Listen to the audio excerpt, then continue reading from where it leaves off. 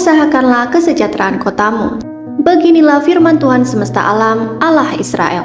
Kepada semua orang buangan yang diangkut ke dalam pembuangan dari Yerusalem ke Babel, dirikanlah rumah untuk kamu diami. Buatlah kebun untuk kamu nikmati hasilnya. Usahakanlah kesejahteraan kota kemana kamu aku buang. Dan berdoalah untuk kota itu kepada Tuhan, sebab kesejahteraannya adalah kesejahteraanmu. Yeremia 29 ayat 4-5 dan ayat 7. Jika hal ini berlaku bagi orang-orang buangannya Allah di Babel, maka hal ini akan lebih berlaku lagi bagi para perantau Kristen di dunia yang sangat mirip dengan Babel ini.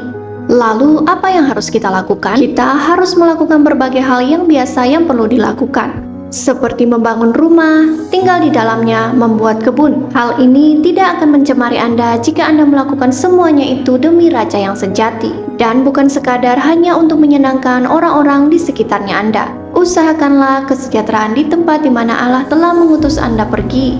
Pikirkanlah bahwa diri Anda memang diutus ke sana oleh Allah bagi kemuliaannya, karena memang begitulah adanya.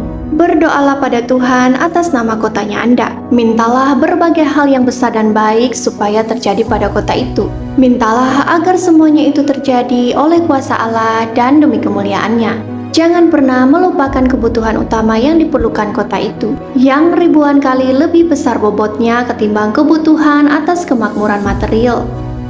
Umat Kristen peduli dengan semua jenis penderitaan, terutama penderitaan yang kekal.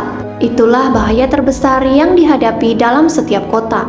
Namun, baik Allah maupun umatnya begitu peduli terhadap kesehatan, keselamatan, kemakmuran, dan kebebasan kota itu. Kita semua menginginkan hal-hal ini. Yesus berkata, "Kasihilah sesamamu manusia seperti dirimu sendiri." Matius 22 ayat 39. Bahkan Tuhan berfirman dalam Yeremia bahwa mengasihi kotanya Anda adalah cara untuk mengasihi diri sendiri, sebab kesejahteraannya adalah kesejahteraanmu.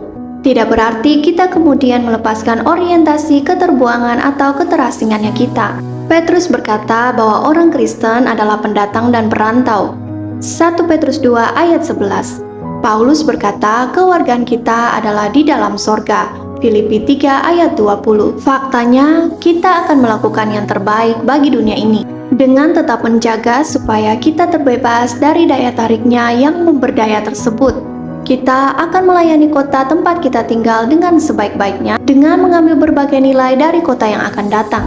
Ibrani 13 ayat 14. Kita akan melakukan yang terbaik bagi kota kita dengan memanggil sebanyak mungkin warganya untuk menjadi warga Yerusalem yang di atas. Galatia 4 ayat 26 versi AYT.